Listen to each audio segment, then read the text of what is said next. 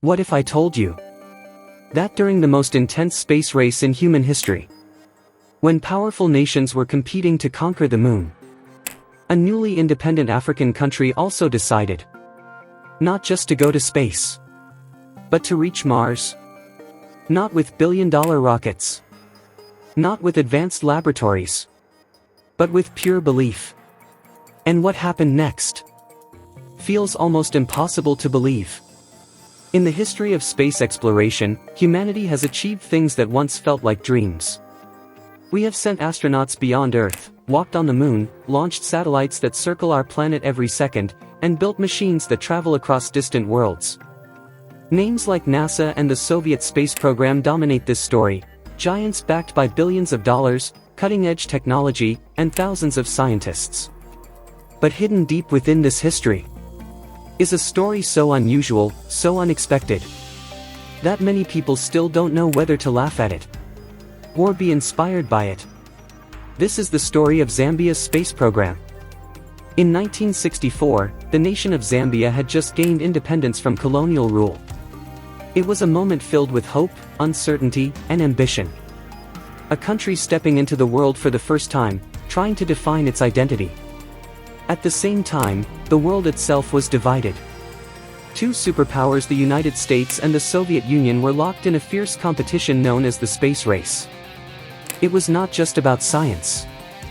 It was about power, pride, and proving superiority. Every rocket launch was a statement. Every success was a message to the world. And in the middle of all this, far from the laboratories of Moscow and the launch pads of Florida, there emerged a dream. A dream that didn't come from a government agency, but from one man. His name was Edward Makuka Nkoloso. He was a teacher. A man with no formal background in rocket science. No access to modern engineering tools. No team of experts standing behind him. But what he had was something far more powerful. Imagination. Nkoloso believed that Zambia could do something extraordinary. He believed that his country, newly born and full of potential, could reach the stars. Not someday, but now. While the world was watching the moon, he set his sights even further. Mars. Yes, Mars. At a time when even the most advanced nations were struggling to reach Earth's orbit, Nkoloso announced that Zambia would send astronauts not just to the moon, but to Mars. To many, this sounded impossible. But to him, it was just the beginning. He founded an organization with a name that sounded as grand as his vision, the Zambia National Academy of Science, Space Research and Philosophy. It wasn't a massive institution. There were no high-tech labs. No advanced computers. No rocket factories. Instead, there was a group of passionate individuals. Young people who believed in something bigger than themselves. And then, training began. But this was not the kind of training you would expect. There were no zero-gravity chambers. No simulation pods. No expensive equipment. Instead, astronauts were placed inside oil drums and rolled down hills. Again and again. This was meant to simulate the feeling of weightlessness. They used ropes tied to trees to practice movement, as if they were floating in space. They climbed, spun, and experimented with whatever resources they had. To an outsider, it may have looked strange, even humorous. But to them, this was real. Because when resources are limited, creativity becomes your greatest tool. Nkoloso selected his first crew. Among them was a young 17-year-old girl, chosen to be one of the first astronauts. Alongside her were two cats. Yes, cats. According to Nkoloso, these cats would be part of the mission to Mars. He believed they could help demonstrate life in space and play a role in the success of the mission. While the world watched in confusion, he continued with confidence. He wrote letters. He reached out for funding. He asked for support from international organizations. He truly believed that Zambia could stand alongside global superpowers. But reality is not always kind to dreams. There was no funding. No government backing strong enough to support such an ambitious project. No infrastructure to build rockets or sustain a space program. And slowly, the dream began to slip away. The world started to notice. But not in the way he had hoped. Media outlets picked up the story. Some reported it as a curiosity. Others treated it as a joke.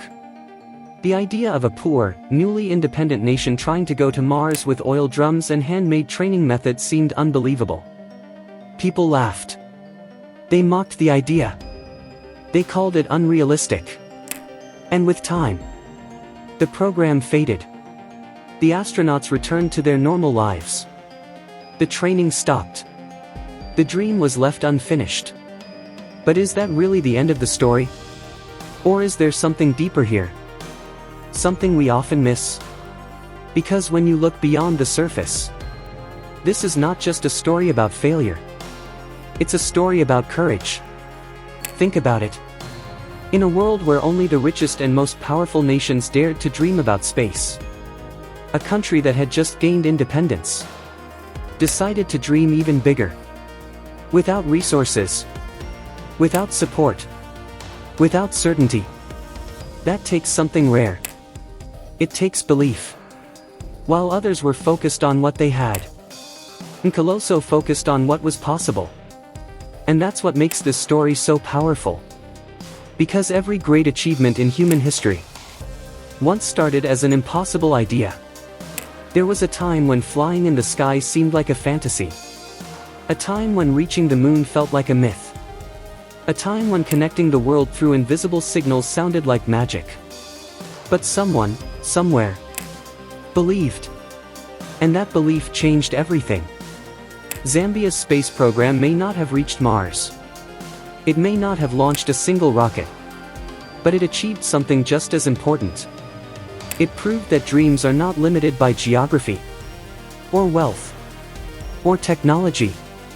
They are limited only by belief. And sometimes, the boldest dreams come from the most unexpected places. Today, as we look back at this story, it's easy to smile. Easy to think of it as a strange moment in history. But maybe, we should look at it differently. Maybe instead of asking, was it realistic?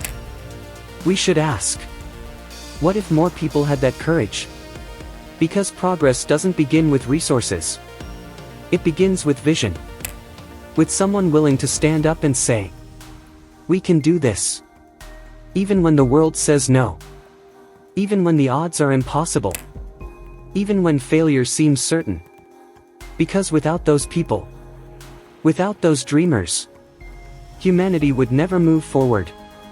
So the next time you look at the stars, remember this story. Not as a joke. Not as a failure. But as a reminder that even in the most unlikely places, even in the most difficult circumstances, there are people who dare to dream beyond the limits. And sometimes, that is the most powerful force in the universe. If you liked this video, please hit the like button and share it with your friends. Your support really helps the channel grow and motivates us to bring you more exciting content. Take good care of yourself. Goodbye.